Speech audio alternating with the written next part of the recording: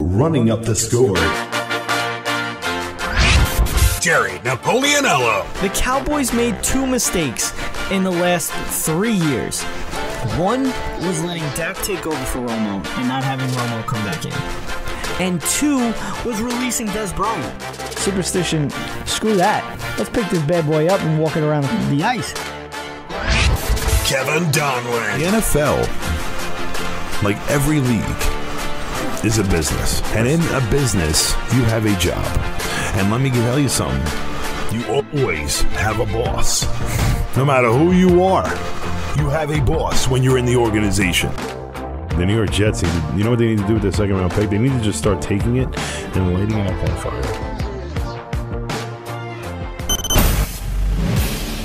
This is Running Up the Score, your one-stop spot for all things sports. Join in on the conversation by calling in at 605-562-7085. Now here's your hosts, Jerry Napoleonello and Kevin Donlin. All right, it's time to run up the score. Running up the score with Jerry Napoleonello and Kevin Donlin. 605-562-7085. Press 5 to be heard live. First, go to SeatGiant.com and type in RUTS Sports to save on tickets. Man, we're here. It's Super Bowl time. We have the final two teams that have outlasted 30 other teams in the NFL to play for the Lombardi Trophy. One team is a very familiar face in this game, and the other is a new young face. I'm excited to see this one, but we have to wait another week. The longest week of a Rams fan, not so much for a Patriots fan. But we'll recap the championship games here, as well as getting into other NFL news. Also, we have our first unanimous elected Hall of Famer in the MLB. We'll talk about that, and how can we not get into the Islanders, or I should say the first place New York Islanders. It's a great feeling. It is. We got a great show ahead of us. Thank you for joining us on this January 26th, Saturday morning. Let's get right to it. We're going to get into, obviously, the Super Bowl. Now, we're not going to get too much into it because we have another week to talk about this game, and we'll talk about that Super Bowl Sunday. So we'll just bring up our championship, the championship games. We'll talk about those.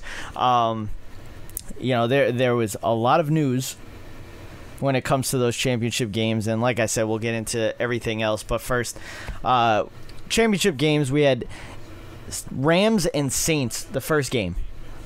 Okay. Yeah, my intake from this game was, you hear a lot of the feedback, and it's been like the only story on, ESPN about how a non-call on a defensive pass interference made a huge impact on the result of the game, according to some fans and some media outlets.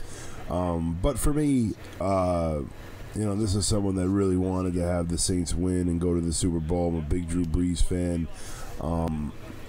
That team had every opportunity.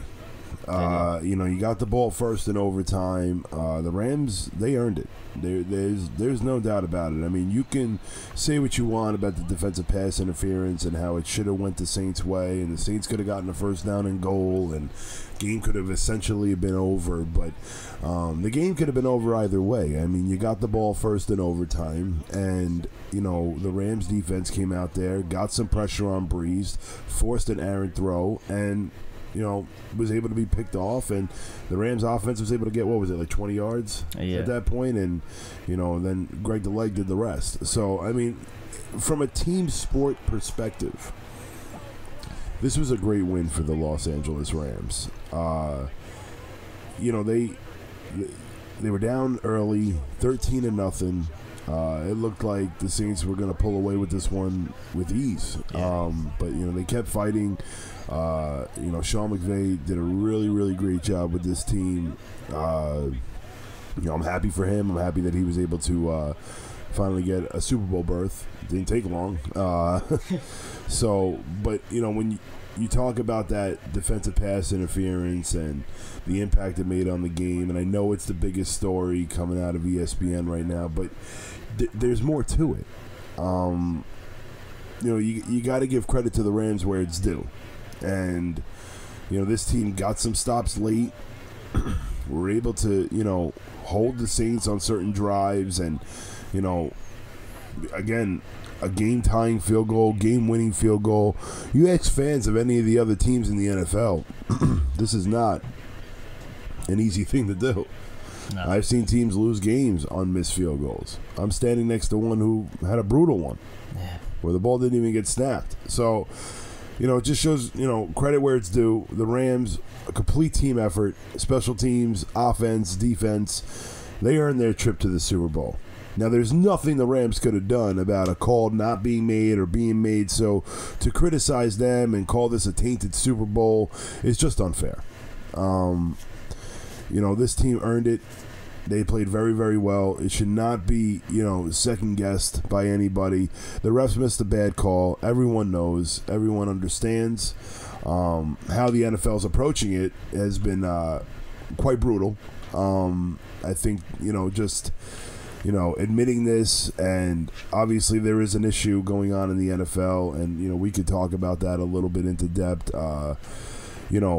where penalties should be reviewed, and me personally, I'm one of those. I do not feel like that is the right move. I don't think it's the correct play to do at all, or else eventually, folks, you're going to start seeing, 65-yard runs for touchdowns being called back because, a coach wanted to challenge a holding call.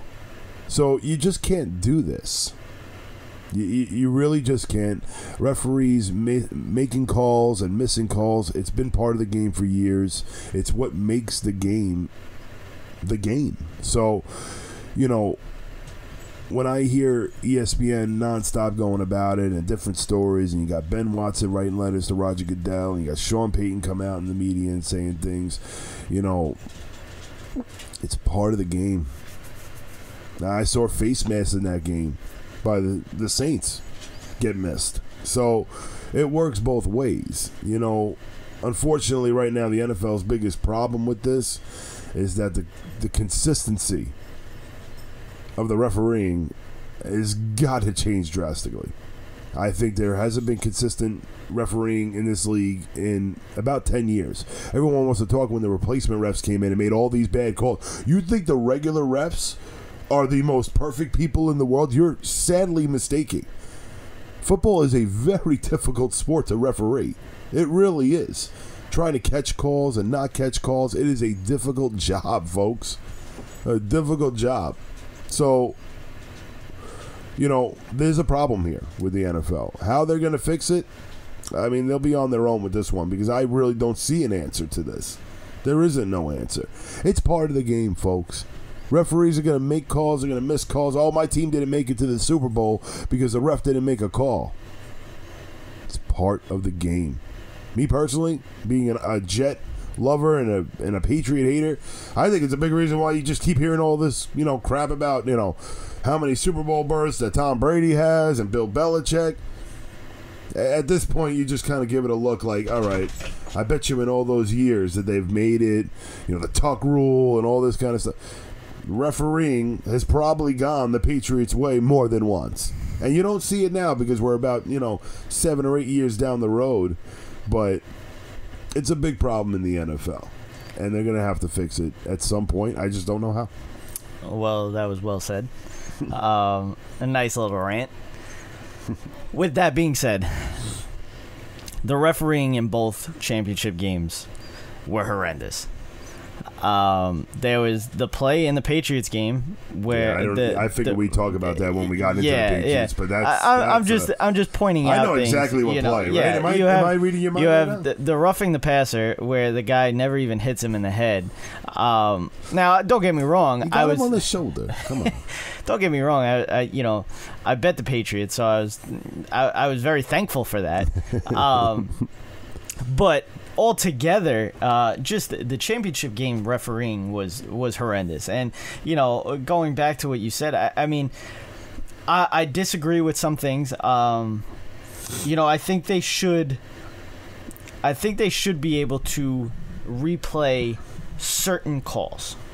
Now, don't get me wrong. But now I don't like, replaying a holding penalty. I don't like replaying. I think anything 15 yards or more should be replayed. Whether that be a face mask, because the face mask, to be honest with you, I think it's more of... So illegal contact, how about that? That's a 5-yard penalty and an automatic first down. It's probably one of the most important penalties. Like this again. This is a big issue. But again, that it's not easy to fix. 5 yards, yes, it's and the automatic first down. The automatic first down is the biggest part of that penalty. The 5 yards is whatever. But my thing is, especially the way that the NFL has the pass interference, defensive or offensive, it's a spot foul. It's a spot foul. They could literally throw the ball up 50 yards down the field. The guy could get mauled, and they get the ball right there and a first down. So that's why I think that's something that should be replayed, especially pass interference. Or if you don't want to replay that, then make it the college rule, where it's a 10-yard penalty, first down, and that's it. It's not a spot foul. Is it 15? It might be a 15. Yeah, I think it's 15. Yeah, it might be 15. But, altogether, I listen, I don't want replays on everything. But on certain plays like that, and maybe if you want to up it in the playoffs just to get the call right, by all means, do that. People are complaining, and we'll get more into this when we get into the Patriots game. People are complaining about the overtime rule now. I'll get into that. Just overall, I think, just like you said, the way that the NFL has come about, basically what they're doing in turn behind this no call is ridiculous. I mean, Roger Goodell should try to say something. And then now you're fining a player for a call that wasn't made. I mean, you got to be consistent, NFL. You can't go ahead and fine somebody because, you found out after the game this was a penalty. You're embarrassing yourselves even more. I mean, this is just, it's almost, if you think you're doing something right at this point, no, you're keeping money in your own pocket. You know what? And it's embarrassing. They could do that all they want. That's fine. But you know what? I think we should start, putting the referees in some kind of suspension or fining or something. Maybe because the reason why you have fines in the NFL, Major League Baseball, the NHL, the NBA, you have that so that it doesn't happen again. You want to fine these guys to say, listen, you did wrong, you owe me something. Okay? So now maybe we should do that with the refs. I know there's been times where it's been, a ref being suspended or whatnot, but I think it's time to maybe take some money out of their pocket. You know what? You made a terrible call. It's time you are put under the light and say, you know what? This needs to stop. You need to be better. 10 grand. When it comes to finding the referees, it's just, again, it's a very difficult situation. Don't get me wrong, but that was blatant. It was. That was very blatant. There was two guys within a 3-yard spot of that. Both on each side of it, where you could see the defender hitting the wide receiver or the other guy seeing the wide receiver get hit by the defender. It's just, we've talked about how we're trying to protect players in this league. This was a clear helmet. That's another thing. You didn't huddle up to do this at all. Again, it's a very embarrassing situation for the NFL. It's a huge problem. And they have more refs on the field when it's playoff time too. Obviously, by the way we're going about this, it's everyone, you want to talk about how good this game was. It was a very good and a very exciting game. But now, because of the referees, this is all that ESPN is talking about. Yeah. Everyone wants to talk, the NFL had a great day. These games were exciting. Both games were amazing. Both went into overtime. They were crazy games. But what was the first thing that came out of everybody's mouth on Monday morning? The referees. The referees. And the inconsistent calls. You could say what you want. These were exciting games. But they were exciting because a referee made both games exciting. I mean, let's be honest. Like, and even this whole debate that, we'll get into this second game too, because the refereeing, I don't really even think made an upgrade within the second game from the first game. And, the NFL, again, with a huge problem, and it's a big concern, but there's no easy fix. You want to talk about finding the referees, you want to talk about, maybe, suspending them and or not letting them do a playoff game or whatnot. Like, you could do so many things, especially just because you do it for the players. Why not do it for the referees as well? These guys do not get punished. I think that it's more along the lines that it was just such a blatant call. The entire world saw it. How you didn't see it, how you didn't huddle about it. I mean, you can always pick up a flag, ref. Yeah. But you can never just throw one after about 10 minutes. It was a very, very concerning situation. I think the NFL really needs to have a talk with their referees. Like, hey, gentlemen, if there is even a suspicion of a penalty, that a flag needs to be thrown. And I know there's enough flags in this league to begin with, and that's why I don't think this is a good solution as well. But you can always pick up a flag. You discuss it with the rest of the referees that are watching the same game that you are. So, why that wasn't done, why a flag wasn't thrown to begin with, and then you're going to go ahead and fine a player for a helmet-to-helmet hit. Now, we're trying to protect the players. How do you make Roby Coleman never do that again and never play like that again? Now, I didn't want him to score a touchdown. That's what came out of his mouth after this game. Duh. Yeah. Of course you don't want a guy to throw a touchdown. He's expecting the penalty. Exactly. He's expecting it. I know. But how do you get him to never play like that again? You penalize him. You give the opposing team a first down and goal and essentially a Super Bowl berth. Yeah. And his team goes home, and his team went home because of him. Yeah. And it makes a player never want to play like that again and never even think to play like that again. Now, Roby Coleman, I'll be honest, that won't be the last time. I'll probably see it next year. Where he's going to try and just do whatever he needs to do to prevent someone from catching a ball because, hey, there's a possibility they might not call it. Yeah. Which, again, this one was very alarming. It was, it's a bad one. And if I was a Saints fan, I'd be very, very upset. Obviously, there's all these reports about, Saints, or New Orleans lawyers, coincidentally, suing the NFL over this, which I just think is absolute nonsense, emotional distress. Like, welcome to the NFL. Welcome to rooting for an NFL team. You're going to get nothing but emotional stress for about the rest of the time you ever watched. I mean, try being a Jets fan, and then... you could take a step up and try being a Cowboys fan. Or an Islander fan. Any team is going to give you a heartbreak unless you're basically a front runner. And or the Patriots. A Patriot. I mean, but you know what? That's going to change in the next 2 or 3 years. I can guarantee that. All right, because Tom Brady is not going to be staying until he's 50. I also don't think that Tom Brady was whole reason why this team even won. I mean, no. Again, we want to finish up with this Rams and Saints game. Again, the Rams earned this, and I think that can't be debated whatsoever. No, the Rams definitely earned this win. They came back, they fought, they continued to, the full team effort all the way to their 60-yard kicker that, they got essentially. The whole team, this was a team win. I think Sean McVay would have been very smart to bring this team back into the locker room after that game and just say a very, very good team win. Except for Todd Gurley.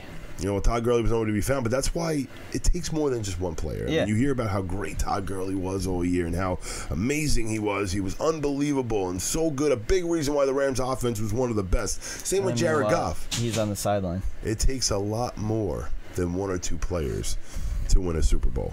But that's why when everyone wants to praise Tom Brady, it's amazing to watch. Everyone, he don't got anybody on his team. He doesn't have all this stuff. Now, I'll be honest.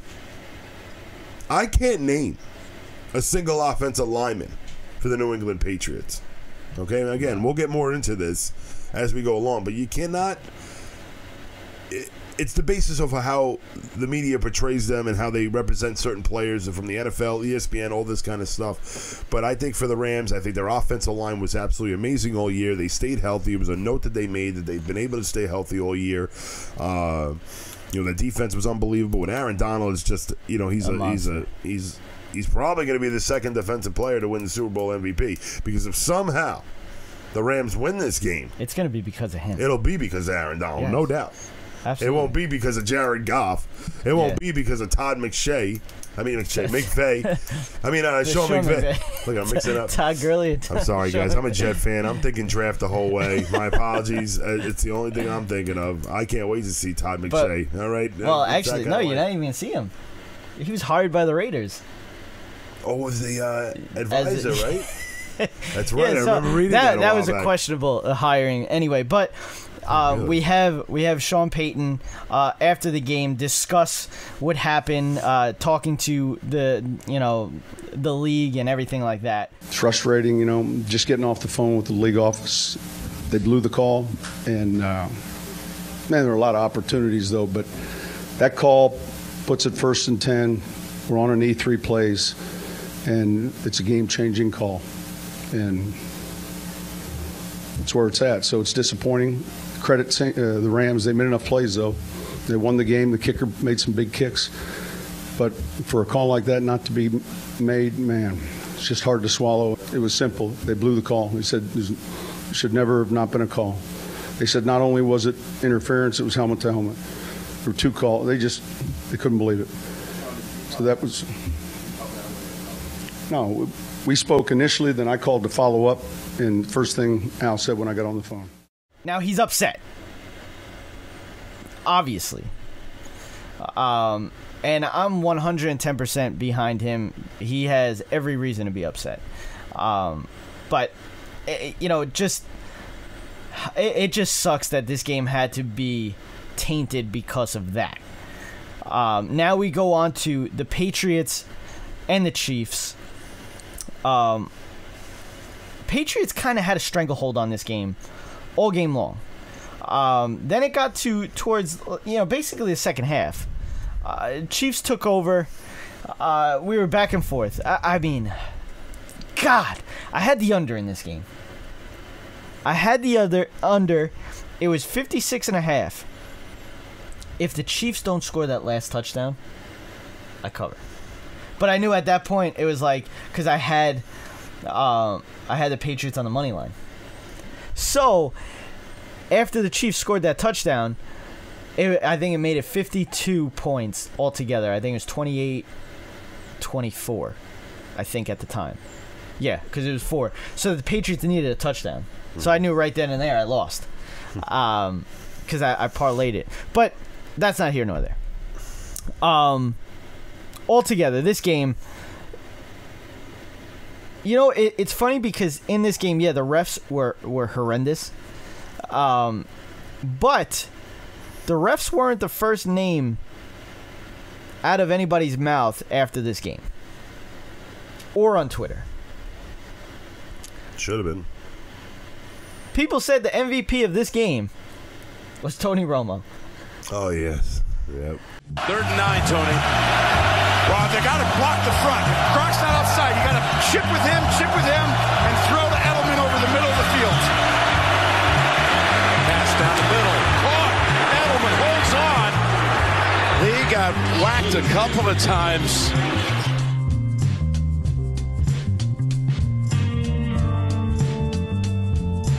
Gronk's got a chip. Running back's got to help, so he has time to throw. Once again, Edelman in the middle of the field. Pocket sealed. Down the middle. Edelman again with a 3rd down catch. Gronk is out wide. Watch the top of your screen. Watch this safety. If he comes down, there's a good chance he's throwing out there. It's Gronk for the 1st down.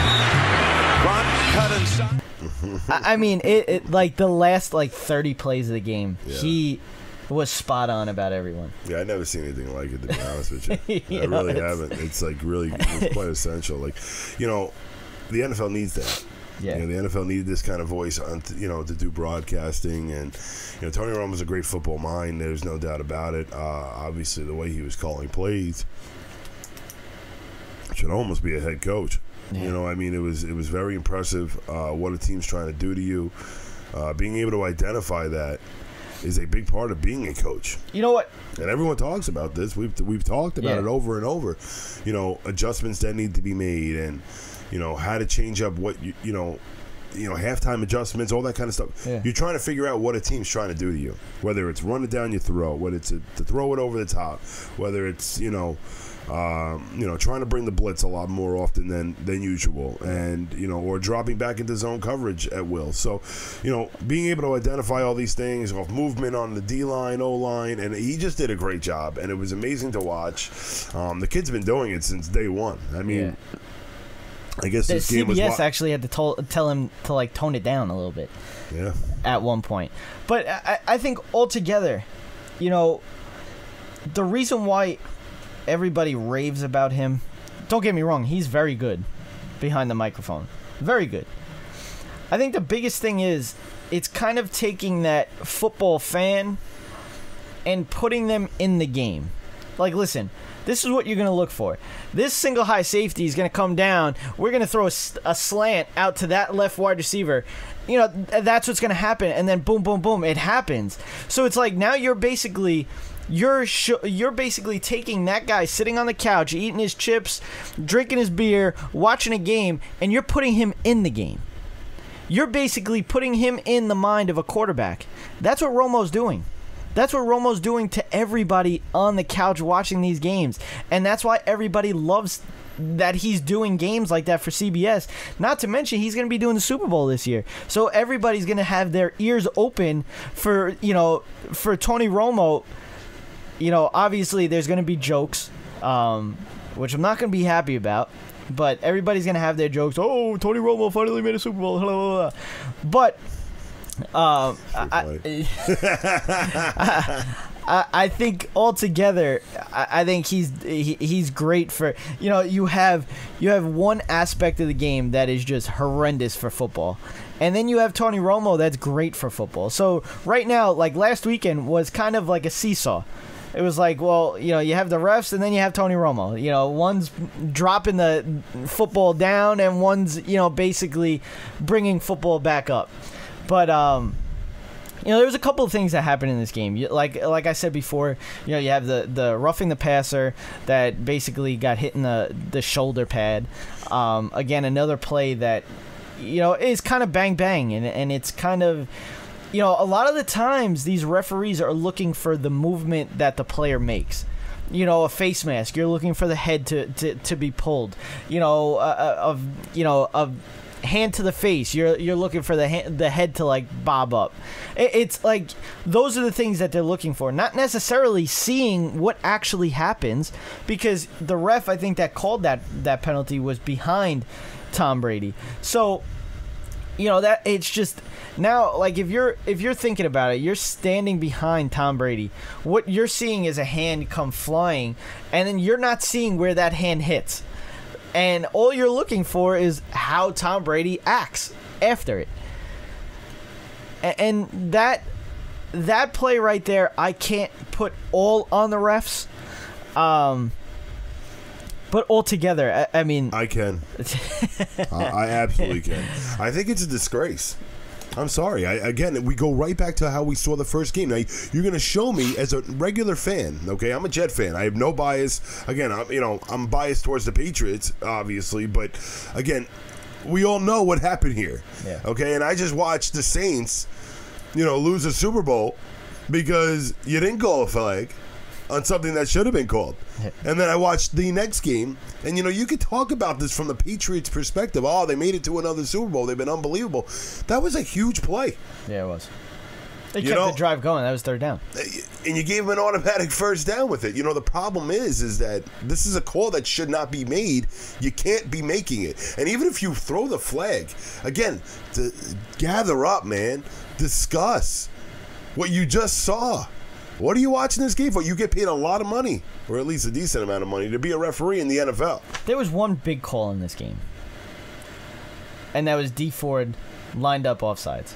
Because Tom Brady threw an interception on that I was play. all confused about this, actually, because I remember Andy Reid said something along the lines that he should have gotten a warning, or I didn't even know that was a thing. Like, I didn't know that they warn players if they're leaning off being offsides. Either you're offsides or you're not. What do you mean leaning off being offsides? I don't understand how that was. I mean, they could give them, What Andy Reid's perspective was that he saw the ref on the replay holding the flag, getting ready to throw it. Yeah.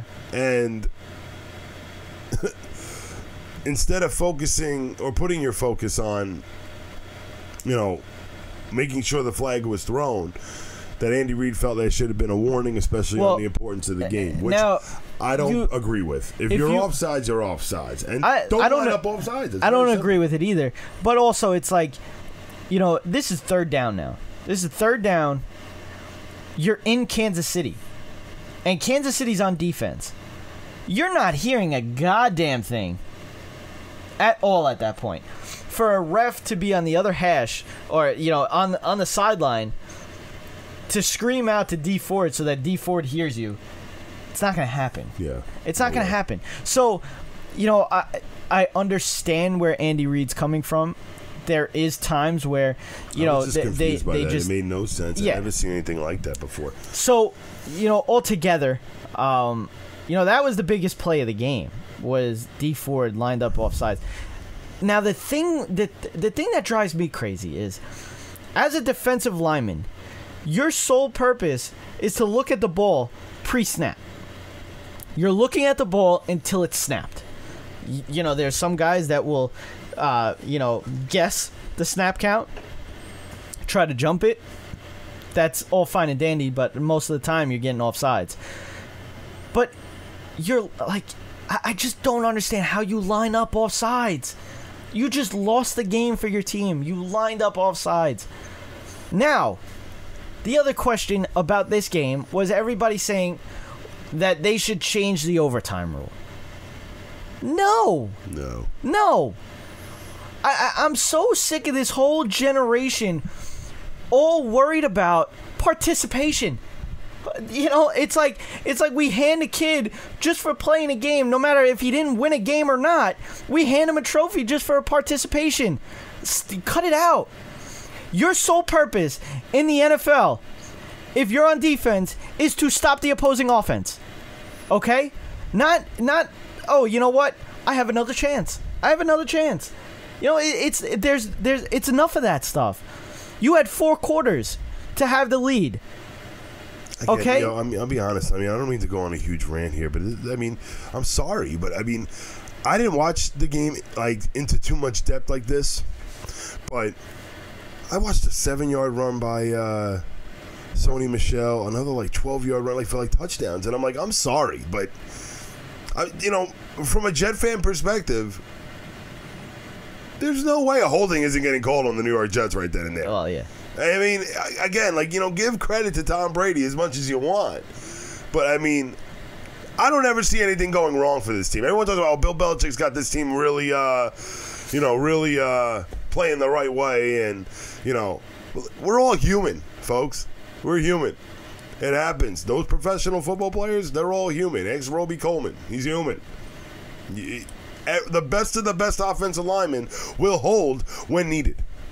Okay? And technically, you could call a hold on every single play. Exactly. And that is the biggest problem with, again, another huge problem in the NFL. When you're going to pick and choose to call holding calls. That happened all season long. Oh, yeah. It's happened all season. Yeah. You talk about the huge plays with the pass interference, and that's a big impact. You're missing all the, 5-yard penalties, automatic first downs on third down plays. Yeah. We're talking about difference makers on a season for some teams. Say what you want about, and everyone was talking about how the best offenses made it to the playoffs and the top 4 teams had some of the best. Give me a break. It is impossible to play defense in this league now. It really is. Yeah. It's impossible to play defense in the NFL. You can't do anything anymore, or you're getting flagged. And the NFL has a huge problem, and they really need to fix it up because the game is turning into more of, people coming after games being over and saying, hey, who did the refs pick this week? And that's not how the NFL should be lined up. It should never be lined up. It's never been lined up like that before. Yeah. But it's becoming more and more of a big impact. Yeah. Me personally, on a illegal contact, I'm sorry. Unless you're beyond, unless that illegal contact is occurring beyond the line of scrimmage, it should not be no automatic first down. I've seen this thing happen on 3rd down and 18. Yeah, no. 3rd down and 18, illegal contact, defense, 5-yard penalty, automatic first down on a 3rd down and 18. Yeah. And you know what? To me, honestly, a holding penalty. Okay, a holding penalty is called probably most out of every call in the league. Okay, whether the refs choose to call why it or is not. it a 10-yard penalty then? If it's called the most out of every penalty out there, why is it a 10-yard penalty? This thing, a holding penalty that happens on an offensive drive, absolutely murders the drive. Every single time. It's very rare that you see a team that had a holding penalty on their drive actually have a successful drive. It is so hard because you're now looking at 1st and 20, 2nd and 20, 3rd and 18, or whatever it is. It's so crazy. There's no reason why a holding penalty should be 10 yards. There's absolutely no reason. How do you differentiate how you pick the yardage for a penalty? Illegal contact is an automatic first down, 5 yards. A holding penalty is 10 yards and a first down. It's absolutely insane to me, and how I think they really should sit down after this season and really reevaluate their penalties and everything like that. The overtime should not be changed. First of all, they already threw you a bone and said, you know what? If they kick a field goal, the other team gets a chance. That's it. Stop the offense if you want to win. Oh, you can't. But it's not even that. You can't do anything anymore. I you understand can't even that. hit a quarterback on the shoulder. I understand that, but how many times is a team going to go into overtime and score a touchdown on their first drive? It's not happening many times. Yeah, the Kansas City Chiefs let the Patriots walk all the way down the field and score a touchdown. You don't deserve to win. You don't deserve another chance. I call it holding your way down the field. This is just an issue. Yeah, but you know what? You could call it on every single play. But you're picking the teams. No, I understand that. Everyone keeps giving credit to the New England Patriots and all these Super Bowl appearances. Brady's the best ever to live. I bet you right now, I can't tell you how many times I watch Peyton Manning get holding calls against him too. Yeah, not against him personally, but against his offense. Yeah. And I didn't know his offensive line either. I cannot recite a single player on that New England offensive line. I still can't. Okay? Everyone said they lost their best offensive lineman last year, the New York Giants. All of a sudden, Belichick found 5 guys that could just block like crazy, never hold, no problem, no issues. Bro, there's a big problem in the NFL. It really is, and it's becoming more and more obvious. More and more fans are going to see this more and more, and it's going to be difficult to watch. How about the laser pointer in Brady's face during the game? Yeah, that's to go away from what went on in that game. I don't give a crap about a laser pointer going to some guy's eye. Do better security in the stadium. I don't know what to tell you. I do security for a living. We check people. Those machines are very, very, very high tech. Yeah. They detect everything, especially a laser pointer. Do your job. You didn't do your job, and now there's a whole issue about it. It's going away from the fact that we called a roughing on the passer on somebody who got touched in the shoulder. Shoulder, man. And this isn't the first time I watched him just get pushed after throwing the ball. Yo, man, you're flirting with disaster. Yeah. Okay, you're holding on to that ball too long, and they have every right to push you after you throw the ball. Yeah. Immediately following the ball being thrown and you getting pushed, there's no issue for why there shouldn't be a penalty. And the fact that you throw it out there, and complaining, and I've seen Brady do it. That's got to be my greatest player that I've ever seen. This guy whines all day long. It's what I see on the field. If any Patriot fan wants to object with me, you give me a call, man, because I've seen the guy cry. I've seen him do it. You've seen him do it. Who are you denying? And he doesn't even get every call when he cries like that. But it's becoming embarrassing. I'd be embarrassed for my team. That's just me. You call him the greatest of all time. I'm never going to call him the greatest of all time. I'm really not. There's no reason to. Everyone's like, oh, it's the system. It ain't the system either. It's choosing at that point. And I mean, that's the kind of mindset that a lot of fans are starting to get, especially Saints fans these days. And I wouldn't be surprised the same thing with the Kansas City Chiefs. Because after letting a guy stay off sides like that, calling that roughing the passer on 2 humongous plays, when the New England Patriots could not stop Mahomes for the rest of that game. And if the Kansas City Chiefs would have gotten the ball in overtime, they probably would have been going on to the Super Bowl. So, again, big problems for the NFL right now. They better hope that this Super Bowl is the most magical Super Bowl of all time, and it's going to start with the magnifying glass is going to be on the refs. Yeah. Like, you need to know this as an NFL executive right now. The people are zoning in on those referees and how that game's going to be called, and it needs to be consistent, and it probably won't. And again, there'll be more critiquing of them after this game. Replacement refs, regular refs, does not matter. Big problem in the NFL. Well, we're going to take a break. We'll get into a couple of things. The Patriots playing the underdog card. I want to talk about that. There's a lot of things. Nick Foles, Carson Wentz, and the Islanders.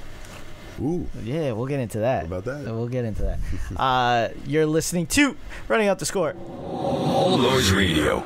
Powered by the Connecticut School of Broadcasting. All Noise Radio is an internet radio station that's fully produced by graduates of the Connecticut School of Broadcasting. From modern rock to old school hip hop, country to classical, news, talk, sports, and more. It's the noise you can't ignore. Log on to allnoiseradio.com. Fire up the station. Find out more about your favorite jocks. Get the latest CSB news and more.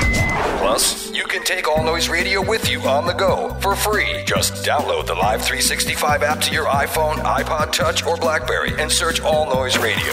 Check out tomorrow's broadcasters today at allnoiseradio.com. Powered by the Connecticut School of Broadcasting. Hey, this is Jerry Napoleonello, host of Running Up the Score. We are live once every week at 7 p.m. Eastern, where we hit on all the top headlines in the world of sports. You can also find us on Stitcher, iTunes, and those of you that like the visual aspect, check us out on YouTube. Running Up the Score. We run up the score on Sports Radio. Cyberstation USA is the future of radio. Get your business into the online future at the world's largest internet radio station. From banner placement on our homepage to any of our broadcaster stages, commercials on our video player, audio spots on any of our shows, or at the beginning of any of our on-demand broadcasts. Cyberstation USA offers competitive rates with a worldwide reach. A fully integrated one-stop shop social media broadcast platform. For more information, please contact our sales department at cameo@cyberstationusa.com. Follow the NFL this season on Running Up the Score.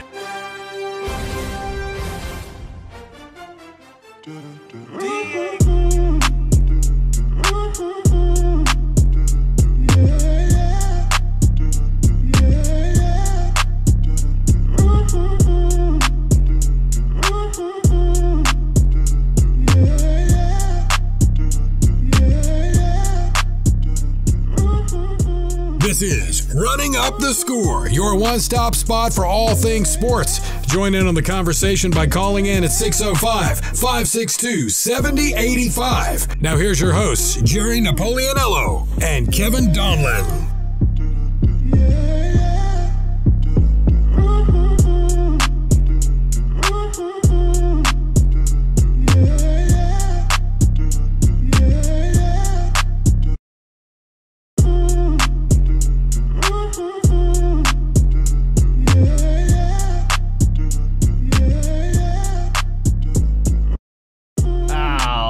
Back.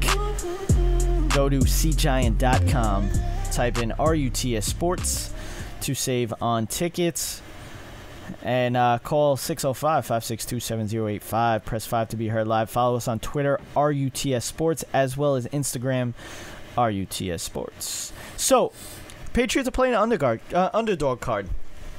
My main question is, they're gonna pull They're gonna pull off one of the most biggest underdog stories ever, and it'll probably be on a pass interference call about 50 yards down the field. The thing, like, I understand where some of their fans are coming from, but then it's also like, you've been to 4 Super Bowls in the last 5 years. You've won 2 of them. I mean, I understand this season. Yeah, they might not have been the number one seed, and people might be all over Tom Brady saying that he's losing it or he's getting old or this and that. You know, Julian Edelman's short. It's a team sport. It's always been a team sport. It has nothing to do about one player. I've always heard this with Tom Brady, and I mean, call him selfish all you want, man, because I will. I mean, the fact that he allows this to happen. I mean, I don't understand. You can't tell me it's this kid that's doing it all. I'm going to call him a kid because I've known him since he's a kid. I've watched him since he's a kid. I'm one of the few people that have been able to do that. And I've seen great things. The guy is very good. I shouldn't even call him a kid anymore. The guy is very good. He's been good for a long time, but he is not the sole reason while the New England Patriots have won as many Super Bowls as they can. Me personally, as a bitter fan right now, I'm going to tell you the refs were a big part of it. I'll tell you right now, his defense has always been a pretty decent defense. People forget about the Vrabels, because they're all coaches now that are not good. Okay? Vrabel and Teddy Bruschi and Ty Law and all these great players on the defensive side. You know, I remember that offensive line that they had that year with Randy Moss. And it was unstoppable. He was not getting touched all season long. Football is adjusting. And it's a new sport, and you're seeing how the game is changing. I don't know if guys like Tom Brady and Peyton Manning would be able to survive in a league like this where you got Mahomes extending plays and, you know, I mean, there's other plays like say it as you want. Jameis Winston, I watched him extend a bunch of plays last year, and they weren't even a good team. So, again, I'll see great quarterback play out of a team that's just not ready to win because it's a team sport. You ask the Rams. What, you think Jared Goff had the best game ever the other day? No. He didn't? No. Did Tom Brady even have the best game ever the other day? No. This is a team sport, okay? And, you know, what, we're going to discredit Tom Brady because if Julian Edelman would have touched that ball with his thumb? And then all of a sudden that's a huge play and he doesn't make it to the Super Bowl? That's Tom Brady's fault? Folks, there's a lot more that goes into the NFL than rooting for one player to be the greatest of all time based on how many Super Bowls he's gone to. And you can credit Bill Belichick. I'll credit him where it's due. You know, and I'm a Patriot hater. But Bill Belichick is probably one of the best head coaches I've ever seen. And he left my team to go to the Patriots. Yeah. And then you want to credit a 5th round or 6th round draft pick, okay, that has been under the influence of Bill Belichick for years, who won 11 games with Matt Castle. Matt Castle I never heard of after that. Okay? You know, again, you can credit Tom Brady. He's been great, and he's done a great job of getting this team to the Super Bowl a bunch of times. But it's not just him getting a team to the Super Bowl. A team gets themselves to a Super Bowl. And to credit one player is just unfair. That's like me as a Jet fan telling you that Sam Darnold will be the reason why we go to the playoffs or why we don't go to the playoffs. We're going to go to the playoffs if we spend that $100 million and get a team around these players. You need guys that are going to go out there, that breathe football, love football, want to be out there, are going to give it their all, and play their best. I mean, again, like we talk about the Rams. I said if the Rams win this game, it's going to be Aaron Donald. Yeah. It's not going to be because of Jared Goff. And that's the perception people are getting with Tom Brady, making him the greatest of all time. Again, I'm just the underdog story. I don't believe it. The Patriots should be right there with the Rams right now. Okay? Two great head coaches going against each other. It should be a good game. Now, I just hope the refs don't ruin it. I heard something during the week. Colin Cowherd on his show, The Herd, said if the Rams win the Super Bowl, the NFL teams may look at free agency differently because of what the Rams did. They went out, got Ndamukong Suh. They went out, got Aqib Talib. They went out, got Marcus Peters. They're getting all these top-notch players. So they're basically saying, you know what? Kind of what the Yankees did, back in the day. They'd go out, get the top talent, they win World Series. That's basically what he's saying. And to be honest with you, I don't think that's true. Football is a lot different than any other sport, and even I guess you could say even NBA and NHL are in that same kind of category because they have salary caps. It is hard to basically sign all these top guys and go play for a Super Bowl because you've done this. It's hard to do that in the NFL because of the salary cap. You know, these guys. 52 contract. Yeah. 52 you need. Yeah, that's what I'm saying. Like, so, there's really no such thing as like super teams. I mean, you get these guys like we just talked about Tom Brady. He took a pay cut. Yeah. To make his team better. The kid. You can't argue with that. That is the matter of a guy who wants to win and he wants to have a good team around him. And honestly, it's the same for the Rams. The Rams had a very good team this year, very well rounded. You're not going to win a Super Bowl with one or two players. Yeah. You put Tom Brady on the Tampa Bay Buccaneers right now. He had no hope. Not with that offensive line. No. Not with that non-protection. The NBA. Then you're going to fault him for it. The NBA, I think, is the one sport that you can go out and get one player and win. Well, the NBA, if you really want to get into this right now, I mean, the NBA for me has been an absolute disgrace. I mean, I remember about maybe a week or two ago, I look on ESPN and I see, oh, wow, the Golden State Warriors found a way to beat the Denver Nuggets, who were in first place, the Denver Nuggets. Folks, like, are you kidding me? Like, are you guys seriously watching the full season this year? The Golden State Warriors are going to win the NBA championship. I promise you. I mean, that's They're probably going at like they're not even. I don't even think they're getting positive odds. I mean, I don't even think you get positive odds on that right now. Yeah, I think you'd have to throw up like $100 to win like $70. Yeah. On the Golden State Warriors to win the NBA Finals. So the fact that if you got a fan, I mean, I don't understand how fans are sitting there every night and watching their NBA team. I don't care who you are, unless you're a Golden State Warrior fan. There really is no point to watch basketball this season. I mean, the Lakers, they got, LeBron James. He ain't going to win that. Yeah, he ain't going to win that. I'm sorry. And now they're talking about how there was a story coming out about he wanted to fire the head coach. Yeah. All right, well, the second you got hurt, bud, you probably should have just taken over as head coach. Yeah. That's what the Lakers should have did. It made you a player coach. It'd be the first time ever. But honestly, if there's one person that could do it, it's probably LeBron James. There's also speculation that Kyrie could come back after the season. Could come back to LeBron after the season, go to LA. Yeah, interesting. Again, the NBA is being ruined by this whole super team design. Yeah. And I'm a Celtic fan. I grew up a Celtic fan. I've been a Celtic fan my whole life. And they're the ones that started this. Yeah. With the Kevin Garnett, and Ray Allen, and Paul Pierce. And then Rajon Rondo got added to the mix after. But we all know that Rajon Rondo was just a mixture of these three guys being so great. Yeah. But they had a star team. And then since then, you've seen the whole Cleveland Cavaliers fiasco. Yeah, Miami. Yeah. Oh, yeah, Miami. I'm sorry, not Cleveland. Yeah, Miami. It eventually became Cleveland, though, with Kevin Love. Yeah, then it became Cleveland and then Golden State. But all together, though, Golden State drafted this team. It's okay. It's understandable. Whoopsies. No, it's understandable. I mean, I understand what you're saying. They did go out and draft this team, so credit to where it's due for the Golden State Warriors. But when you have a team like that is so good, and then you add Kevin Durant, I mean, that's where, again, it got ruined. I'm not talking about Steph Curry and Draymond Green and who's the kid that can just shoot without dribbling whatsoever? Klay Thompson. Yeah.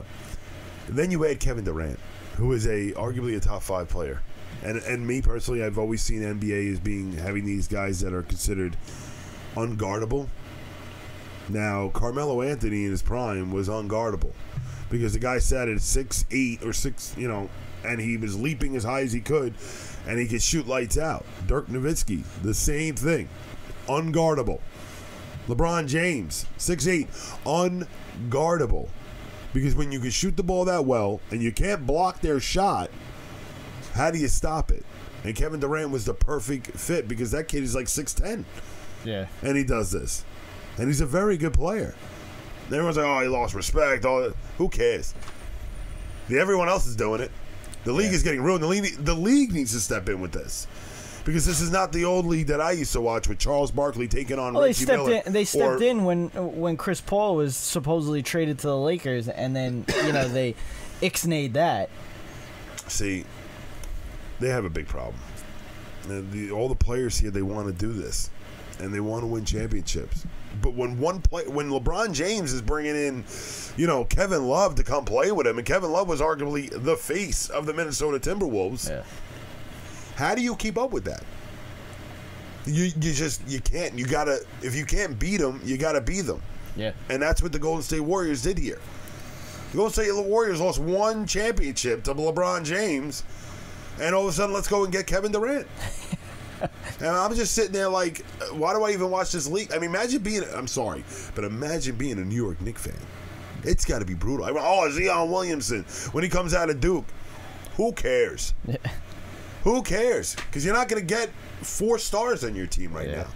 And that's the problem with unless you can pull in Kyrie Irving and draft Zion Williamson, have Porzingis, maybe you're talking at a playoff berth, but you stand no shot against these super teams. They're super teams. That is the biggest issue with the NBA right now. The NBA, they say it's higher than ever. I don't understand why. Because there's no point in watching this league. I don't watch every game every night. There's no reason to. Yeah. Because I know what's going to happen already. I've seen the same teams go to the championship in that league over and over. LeBron James versus the Golden State Warriors every year. I don't blame him for going to the West Coast. Because I was getting sick and tired of saying that. Sick and tired of hearing the East championship. Who's going to be the East team this year? Well, I mean, I actually talked about this with a friend at work, and you used to see the West, and the West had the top 12 teams in the league, and then you had the 13th team being the first team in the East, and it was always like that for a while. But the East is actually coming to fruition now. You got a lot of good teams coming out of the East, and it actually should be an exciting playoff. The problem is that as soon as this exciting playoff finishes with the East, you're probably going to get swept by the Golden State Warriors. And I couldn't believe when I saw that article. They're like, oh my God, the Denver Nuggets got smoked by the Golden State Warriors. I go, ESPN and all your analysts. Thanks, Captain Obvious. Stephen A. Smith. You were shocked by this. Because I'm a guy that barely watches the league, and I know this. Yeah. So if you have so much studying and so much focus on this league, and you're genuinely shocked by that result, then you have bigger issues. Obviously you don't know the game that well. I know how the game of basketball is played. It's played by rebounding, shooting consistently, and rebounding. It's it. Rebounding is a very, very big part. If you don't allow teams to get second, third, fourth, fifth, sixth, and honestly, I've seen it at times, 7 opportunities, you're going to win games. And you got to shoot efficiently in this league. Yeah. And the game is up and down. And again, for me personally, there was a whole thing with the referees in the NBA a couple of years back. And since that moment is when I lost respect for the NBA. Now, I know it's getting bigger. It's getting higher. Everyone's loving this league. But I'll never forget that there were referees that were getting paid to rig games. Yeah. And that'll never go away. Oh, we got these new faces in here, new referee. It'll never go away. It was allowed. How do you allow something like that to occur? And it was, I'm sorry, you remember this, right? Oh, yeah. I don't want to know his name. There was one guy in particular, he had a name. Don't even tell me the name because I don't care. Sir, with all due respect, you do not deserve to be famous. Yeah. Because you shouldn't be famous for those kind of situations. You're more infamous than you are famous. Yeah. So to know your name is irrelevant to me. I don't care who you are. What you did was wrong. And it tainted the NBA in my perspective. Now we go from tainted to asterisk, I guess. The MLB Hall of Fame. And I've been outspoken on the MLB Hall of Fame just because of even the NFL Hall of Fame, any kind of Hall of Fame. The fact that these writers are the reason why these guys get in or they don't get in, and the writers will take their personality as something that comes into consideration when it comes to if the guy should be in the Hall of Fame or not. No, the Hall of Fame is for what they do on the field rather than off the field. It should not come down to what they do unless off the field. Unless you're doing drugs, Jerry. But now, unless you're taking steroids, that's off the field. I 110%, I do not agree with you. I think Roger Clemens should be in. I think Barry Bonds should be in. I think Pete Rose should be in. Pete Rose should be in. And I think Alex Rodriguez should get in. These guys should be in the Hall of Fame. They are Hall of Famers before they even did anything. Then okay? Why did they do anything? See, that's the issue that I have. Now, I understand Alex Rodriguez's situation. You just got a 300 or 200. You have to live up to that. Yeah, and you have to live up to it, which is very difficult to do. But if you think about it, then you taking steroids and, you know, shooting or whatever. I don't even know how to take steroids. 'Cause I never did a day in my life. I played sports my whole life. I went nowhere with it. But I also didn't cheat. And I call it cheating. Now, it's absolutely cheating, Jerry. To me, all right? You stole money. It's actually almost criminal. To me, now, I had an ability to play baseball. I played baseball my whole life. I could hit a fastball. I could hit a curveball. I was nowhere close to the major leagues, okay? Nowhere close. But if I was to take steroids, I'd still be nowhere close to making the major leagues. Okay? So to me, yes, it could be cheating. Yes. But the thing is, you don't know what these guys did. You don't know who did it or who didn't. You just know these bunch of players got caught doing it. Like I mean, the NFL's got all these guys doing it too. Trust me, no one thinks the NFL's more tainted right now than this guy. And I said the same thing about basketball with that whole situation going on with the referees, you know, rigging games, stuff like that. And then even Pete Rose doing what he did, which was a whole other... See, but that, to me, you bet on your team. Yes, I know. Like, I understand where you're coming at. To me, that. Like that's insane. He didn't basically, you know, throw a game. I don't call what Pete Rose did cheating. I think he deserves to be in the Hall of Fame. I'll be the first to jump on that bandwagon. I think Pete Rose is one of the best baseball players that I ever heard of. I shouldn't say I ever saw, because I never got a chance to see that man. No, I didn't either. But he was a very, very good player from what I've heard. So, and I mean, like one of the best hitters ever, you know, and to hit a baseball. He has the hit, you know, record. So it's altogether, you can't put him together with those guys. That's the problem. You can't put Pete Rose with Roger Clemens, Barry Bonds, Alex Rodriguez. I know, but it's in that same, you know. Pete Rose is banned. Like, he is banned. These guys are not banned yet. Clemens and Bonds should be in the Hall of Fame. Same thing with Alex Rodriguez.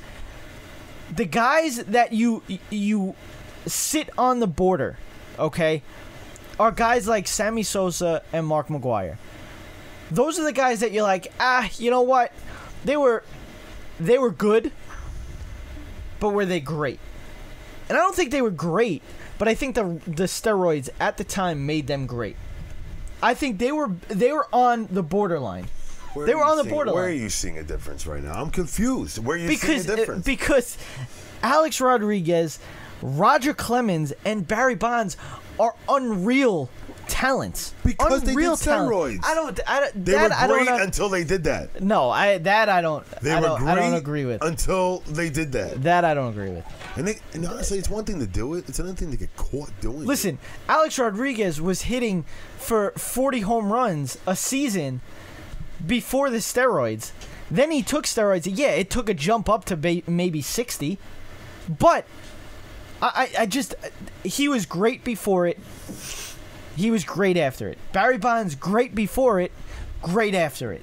Roger Clemens, great before it, great after it. There was no change. Yeah, it might have helped them a little bit, but it was no big deal when it came to these guys. The fact that Bud Selig is in the Hall of Fame and these guys are not is ridiculous to me. The guy that turned his back to steroids happening in the league, he knew it and still let it happen. And then when it comes out that these guys are taking steroids, then then you're going to turn around and say, you know what?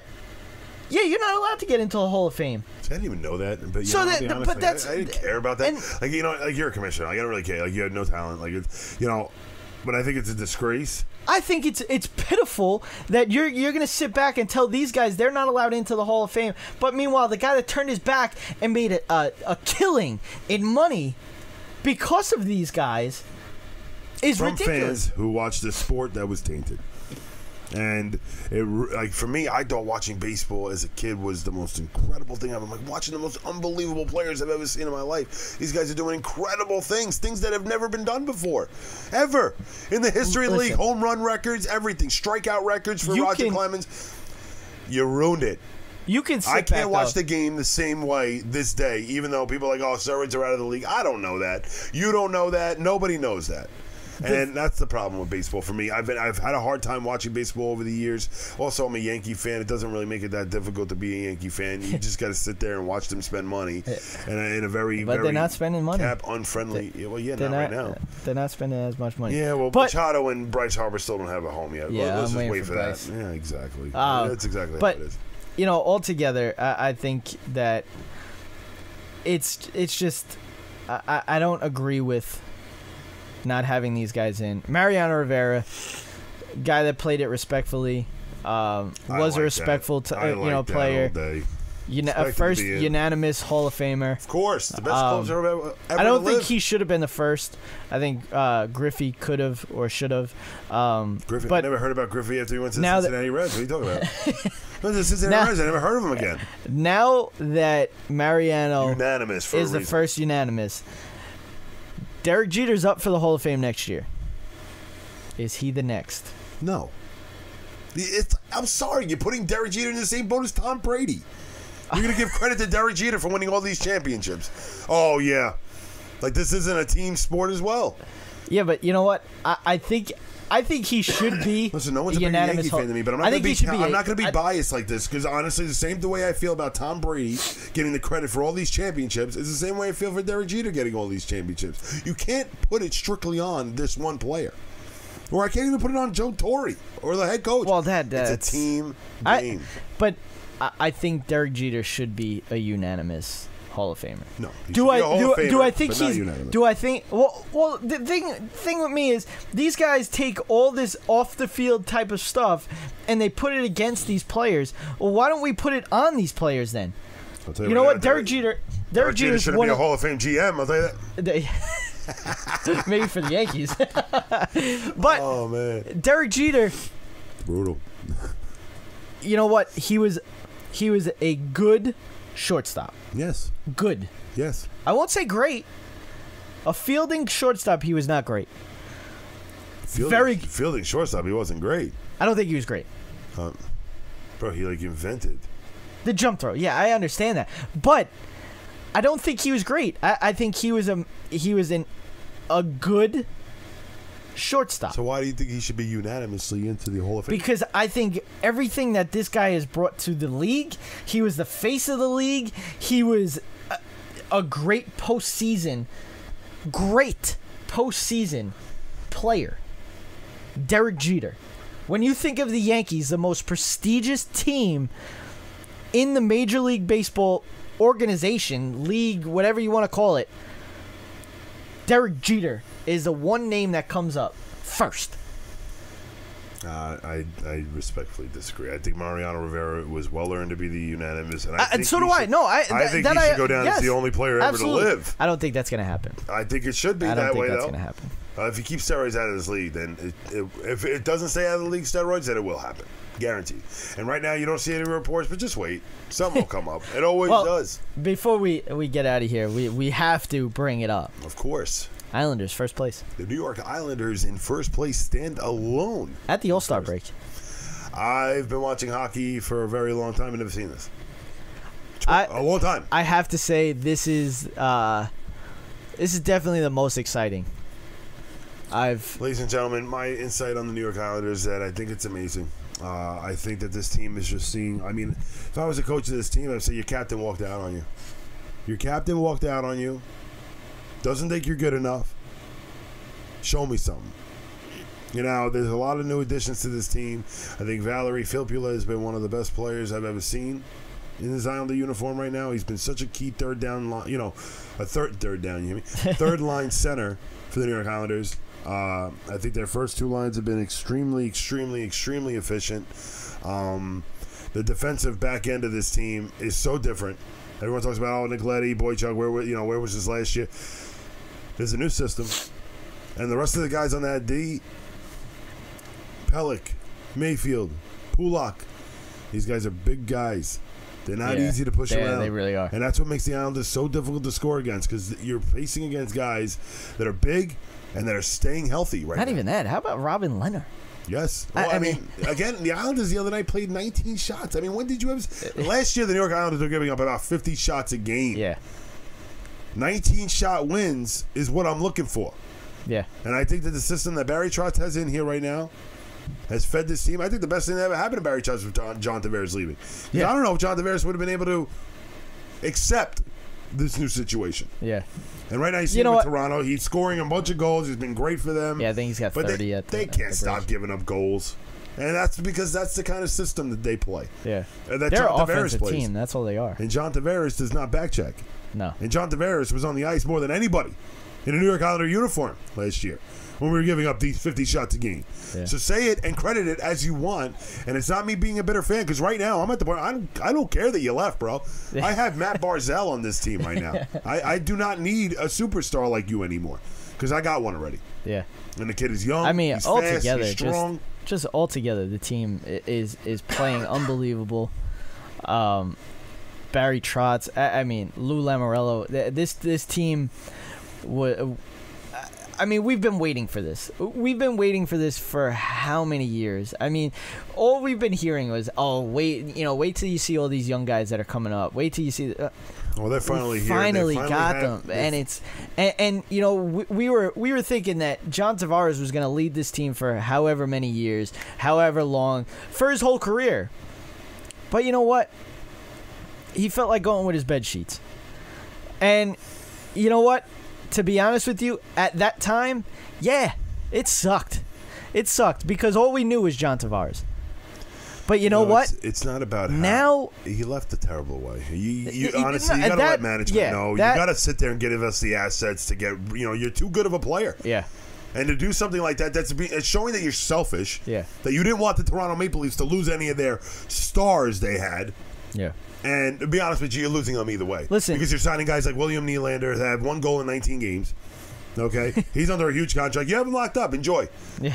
Okay? Mitch Martin is going to have to get signed too. That kid's unbelievable. And we're not even talking about the kid that's one of the biggest and best shots I've ever seen in Austin Matthews. Yeah. And I mean, like big body-wise and a good shot. Crazy. Amazing player. At this time, like I said, back at that time, yeah, it sucked. But this time now, good. It's good that you left. Thank you. Because you know what? We've just opened up a whole new type of playing with this team. And it's unreal. We don't have to focus on, having our one line out there at like critical times in a game, because circulating every single line is producing. I mean, we have probably the best fourth line in the league. I mean, it's unreal. And you know what? One game you got Robin Leonard in there. He plays unreal. Then the next game, let's throw Thomas Greiss in there. And he does his thing. It just overall, this team is fun to watch. They're exciting. The Islanders are in first place at the All-Star break. Okay? I actually there's a guy on YouTube. He does a Toronto Maple Leafs like podcast type of thing. And he posted a video basically talking about, they're doing so well, whatever. But they were caught up by the New York Islanders. The team that they stole their captain, their heartbeat, their everything. And I can bet you it's affecting Toronto fans. Oh, 110%. You'll never. I mean, you'll never not hear that. That's an issue right now for that. Absolutely. So, again, credit to where it's due. I think the credit shouldn't be leaned one way. I think credit should be due to every single person in that locker room. They're all playing at a very different level, and they're playing equally. Yeah. I think last year this team showed it. You can see that John Tavares was on a different pedestal than everybody else on this team. And I think right now you're seeing a team that's coming together. The chemistry's there. I think they got great leadership. And they just got great balance. I mean, you got different kind of style players. You got guys like Lee that are just a big body and able to take control of the front of the net. And you got guys like Barzal who, the guy's got the strongest legs I've ever seen in my entire life, for one. And he's one of the fastest skaters I've ever seen. And his puck handling is amazing. And, again, just so grateful to have this man on our team. And the Islanders right now playing very good hockey, and I don't see it slowing down. I think they're playing really good, and honestly, they just got to keep keep the hard work in. Just keep working hard and continue to just see the goal in mind. And hey man, it's possible. Yeah. Right now, it seems possible for a New York Islander fan and for the New York Islander players and that organization altogether.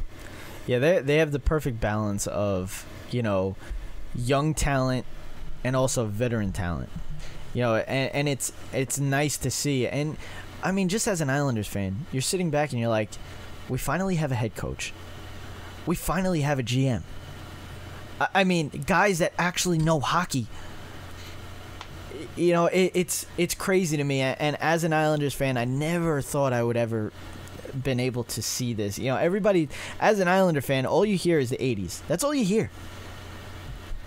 And it sucks that that I wasn't around for that time. You weren't around for that time. And we've gone through so much bad hockey. I mean, we've dealt with Spano destroying the Islanders. We've dealt with what's his name from NBC. I know the name. I'm just not gonna say it. Exactly. Mike Milbury. Yeah. I don't want to say it. I don't like saying his name. Yeah, He's just ruined, and that's why it slips my mind that But altogether, I mean, they're playing unreal, and I'm excited to watch the rest of the season. The All-Star game is tonight, by the way. Should be a good one. I like the All-Star game now. The 3-on-3 thing. It's amazing. Yeah. Cowboys fired Scott Linehan, thank the Lord. But we're going to hire Kellen Moore. Kill me now. That will do it for Running Up the Score. We'll be back Super Bowl Sunday, talking the Super Bowl all day long. That will do it. I am Jerry. I'm Kevin. Be breezy. Be breezy.